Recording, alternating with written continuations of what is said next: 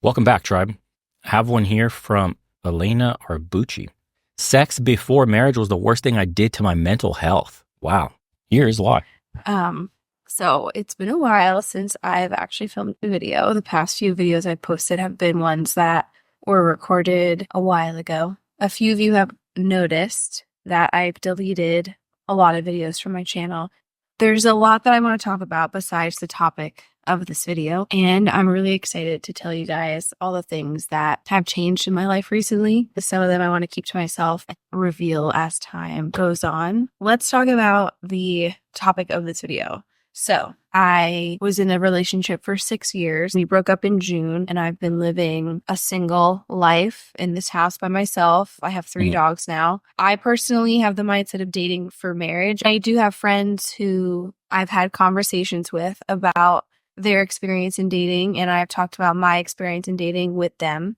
And after Christmas, before New Year's, my friends and I were talking about how sex makes dating so much harder. Because you meet a guy and you're thinking, if we've had a few weeks of talking, phone calls, we establish we both want a relationship, we both want marriage one day, we both want kids one day, we've had all the conversations. If we sleep with them, are they going to think we're easy? Are they going to immediately assume she's probably done this with other guys? Are we thinking that they've done this with other girls? If we wait too long, are they going to think that we don't like them? Are they going to think this girl's not going to have sex with me? I'm going to go have sex with someone else. And, you know, in the moment, you're liking this person and logic goes out the window when sex is on the table. A lot of times we will do that even if we don't want to out of fear. All my friends were talking about how being intimate with somebody can be such a distraction. We've been in situations where we knew we wanted to date a guy. They expressed interest in dating us, becoming exclusive, whatever. And we were intimate with them. And then as time goes on, you start to realize maybe they were saying things they didn't mean. The way that they treated you in the beginning is not how they treat you after you were intimate. Being intimate with somebody is the most vulnerable you can be with another human being, emotionally and physically, all at the same time, and creates this false sense of closeness.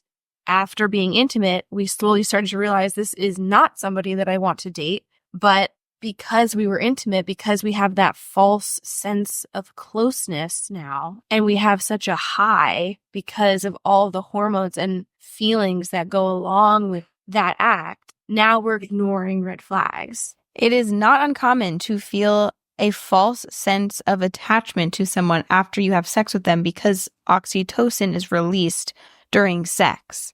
Some oxytocin is released when you are doing things that are not having sex, like when you hug somebody, when you're in a romantic relationship that you're not having sex in. But when you are having sex, you're having a way higher amount of oxytocin released. And there is research that shows that when you have a high level of oxytocin released, it leads you to make decisions that you would not make if that hormone was not coursing through your veins. You're going to be artificially attached to the person, and you're going to be blinded by reality because of those hormones. It's an addictive hormone.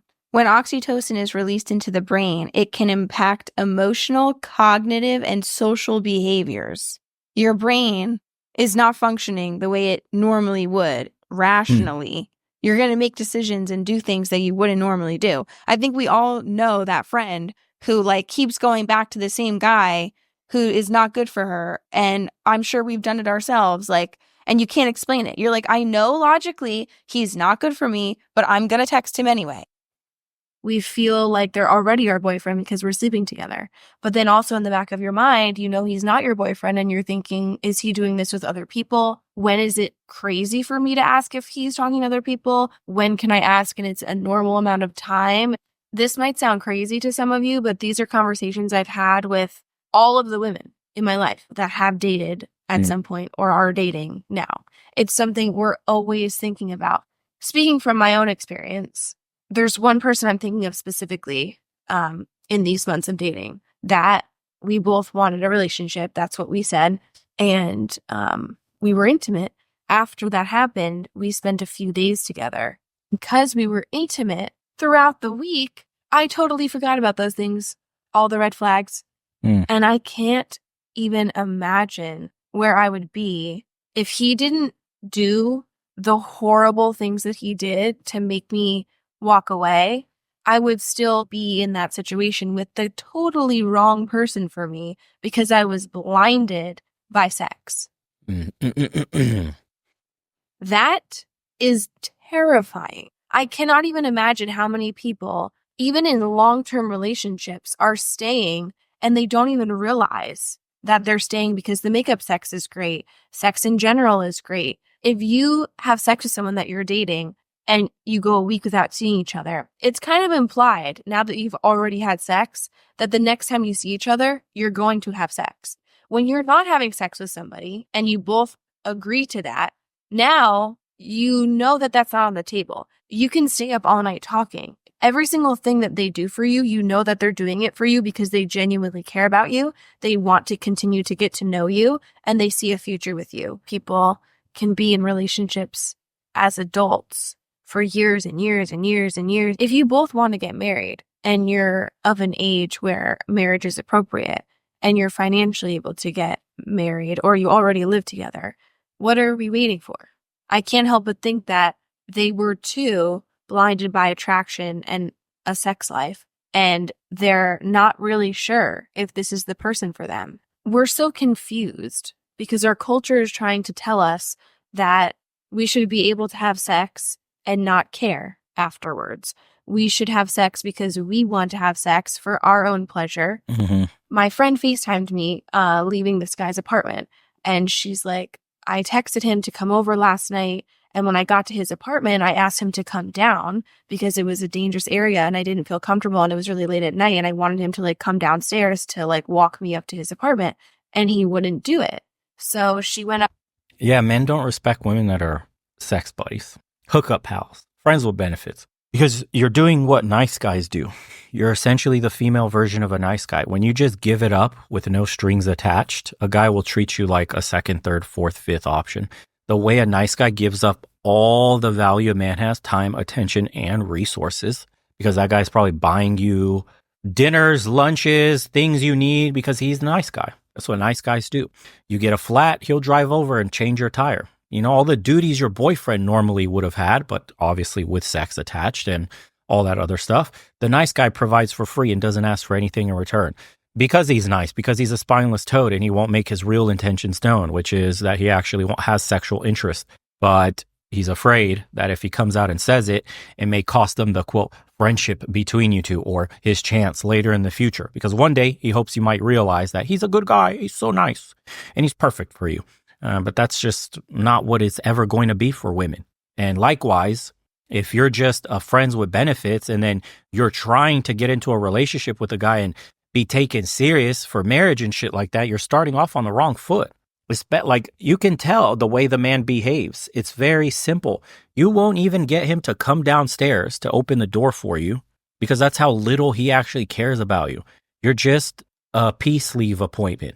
He's going to go rearrange those guts. He's texting other chicks, laughing with the boys in the DMs. Got another bird coming up to me, about to get it in.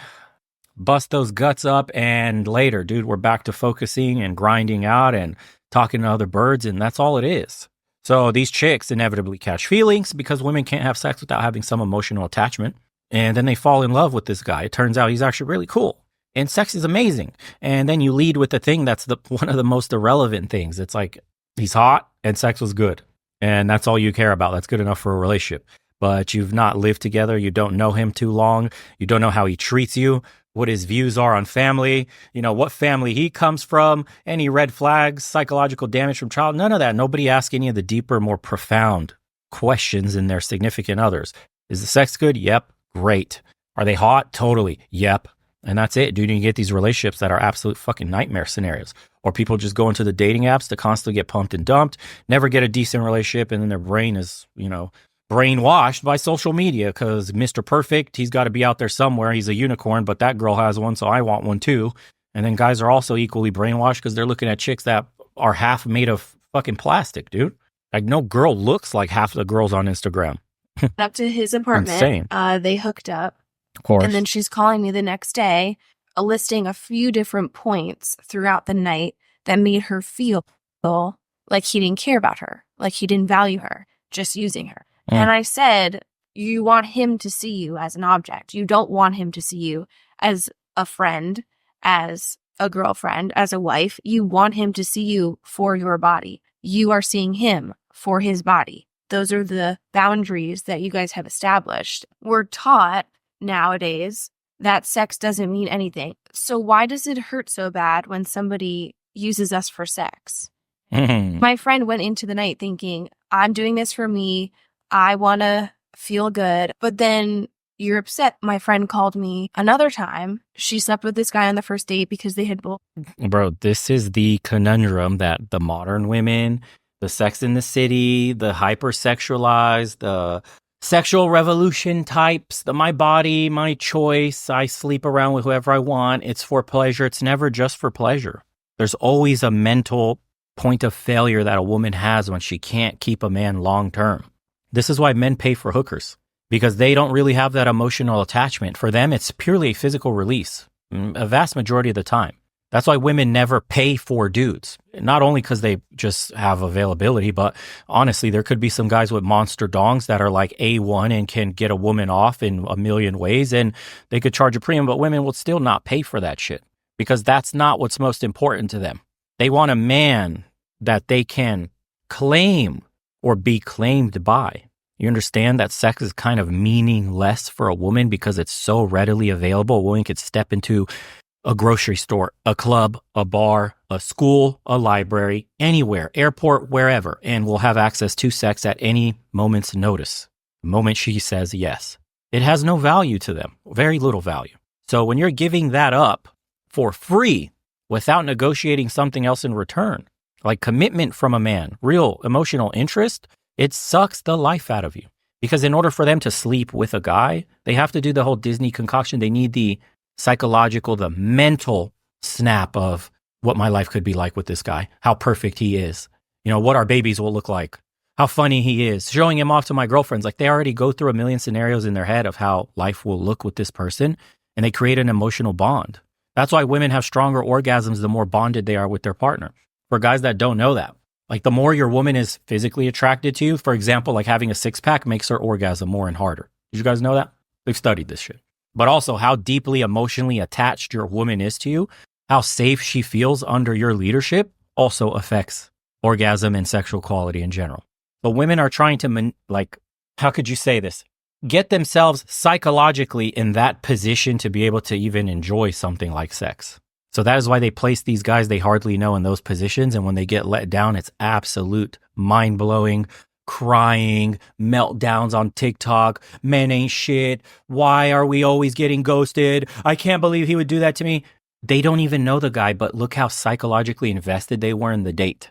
They got blown away that a guy would ghost them because they already did the Disney mentality in their head, guys. That's why if a girl blows a guy off, he's just like, oh, she's kind of a fucking piece of shit for that, but okay, whatever, Blake. And then he moves on.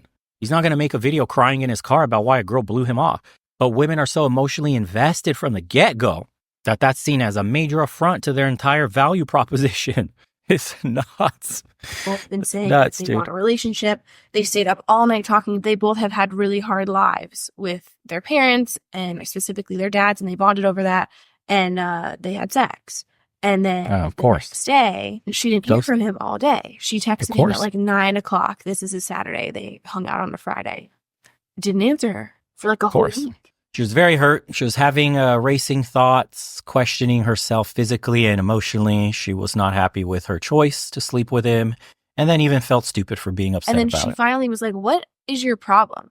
And he responded saying, I'm sorry. I should have told you I wasn't attracted to you. Oh. You knew.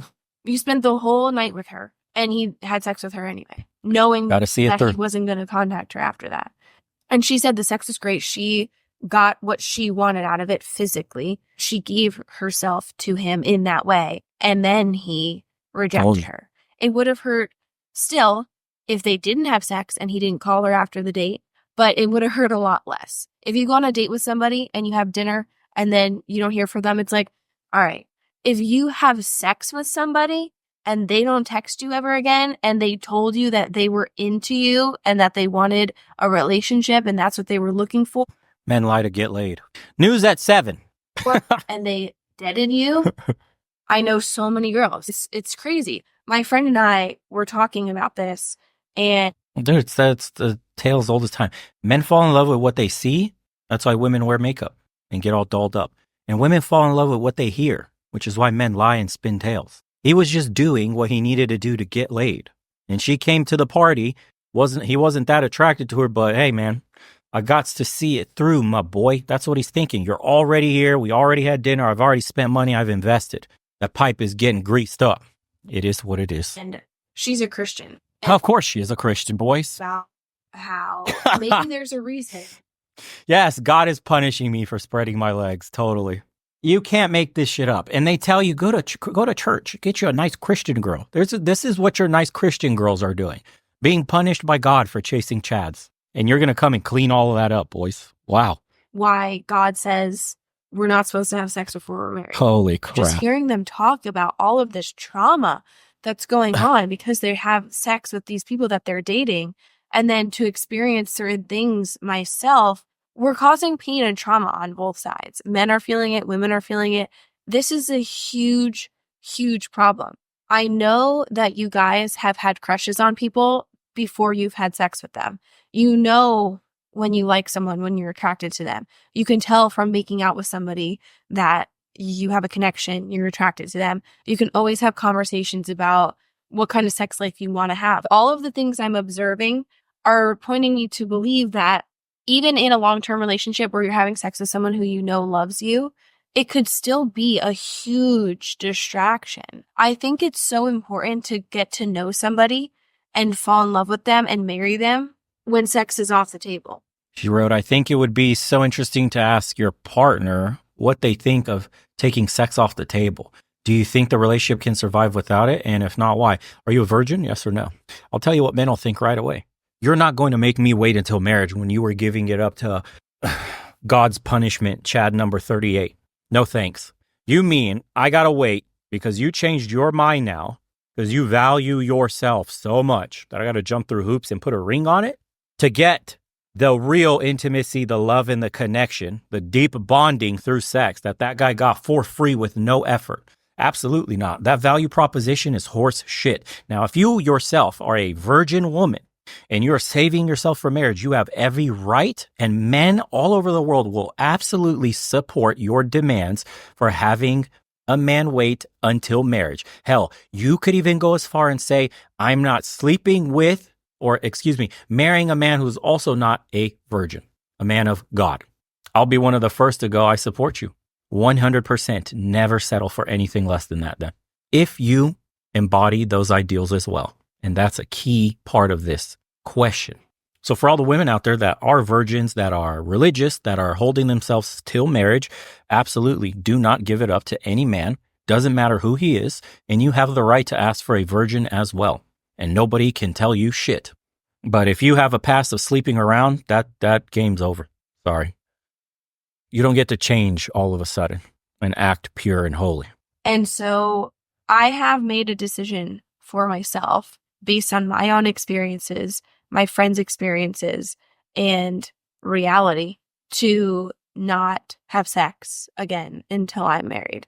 Good luck with peace that. of knowing that I will never be used, I will never be played, I will never be led on or tricked or manipulated when it comes to sex ever again is the most freeing thing. And I know there are not a lot of people out there that are willing to do that. I would rather be alone than be with the wrong person. When my friends are talking about the fact that the Bible says we shouldn't have sex before we're married and says we're going to experience all of these things that everyone around me and myself are experiencing when not listening to that, I was like, okay, that's kind of weird. That is confirming what I am living and what I am seeing. After I was talking to my friend who is a Christian and was pointing me to the Bible, I joined a Bible study and I have been reading the word myself, and I've been doing a lot of research because I'm not the type of person where I just want to blindly follow something that feels good to me. I don't want my truth. I want the truth. My camera died. The reason I took down some videos is because I feel like I failed you guys. I don't want to have videos out there where I put so much value into how I look, because that is sending the message to you that women in general should be valued because of how they look. Hey, respectable. Listen, she's reforming herself. Everybody deserves a second chance. I don't know any man that, would be considered, quote, high value that would accept her proposition, given she was already sexually active. So, but it's her body, her choice, her right. And more power to her, at least on the portion of making these kinds of videos, being young herself, warning women the pitfalls of the hyper-sexualized dating culture that we live in, hookup culture, where you're just being used. Men are winning wholesale. This is a battle women can't win, just on the gender dynamics. And so telling women to swear off the very thing that's destroying them mentally, I'm all for it, dude. So, and it got 400,000 views. I mean, I support this message. I hope more young women listen and go slower with a lot of guys and not get their hearts broken by the hot dude with the six pack. And just because he was hot and he wouldn't even come out, he couldn't even open the door, kind of shit. You just get treated like a piece of meat. Got told outright that you're not attractive. The dude literally pumped and dumped, bro, ghosted. The definition of no fucks given. And look what it does to women. They can't operate the way men do. This is why they're destined to fail in hookup culture. Nobody likes to talk about how painful it is for so many people when they have sex with a person who ghosts or blocks them. I always remember back to when I was in high school, a friend of mine came into the bathroom crying hysterically and hyperventilating. I could see that she was extremely distressed. She told me that this guy she liked promised to be in a relationship with her after she gave him her virginity, but instead he started ignoring her immediately after they had sex. It was so sad. That's when I realized we shouldn't be giving ourselves away to men who are not totally committed to us. Boy, they're learning. Bible's directive to save yourself for marriage is not some prudish restraint to keep something good from you. It's for your protection so you can avoid issues like described in the video. Inside marriage, it can be wonderful and a bonding expression of love. Outside marriage, it can be terribly destructive in so many ways. Waiting till marriage equals self-control. And look, this is another one, common sense, but no one says it. It could mean they're less likely to cheat when they wait because they have self-control. There you go. We were both virgins about 5 years ago on our wedding night. We will never forget that. Now we are both Christians and very grateful for the effort we went through to stay virgins. Now we have a daughter and we're not looking back. I regret second guessing my decision to stay pure and not shouting, I'm a virgin with happiness. If I could go back, I would own it and be bold about it. So yeah, everything we say about low body counts, they're here in the comment section. And women always wonder why men kind of pull back in disgust when they hear their sexual exploitations and all their little stories. Oh, and she's married, bro. Look at this. I'm going to keep working now that I'm a wife. There you go. And so somebody wifed her up and she's living her happily ever after, hopefully. Marriage stays strong and, everything goes well for them. Her mentality is clearly much different than her compatriots who are out there partying, drinking, doing drugs, getting pumped and dumped nonstop. Hey, man, can't do anything but respect it. Thoughts, guys? What do you think about this topic specifically? Appreciate you guys tuning in as usual. Sign up to the second channel for some self-improvement stuff, book reading, just seeing how the community is and the private conversations that we have over on Zoom. We have them 5 times a week, by the way. Would love to have you join us. And as usual, guys, take care. See you on the next one.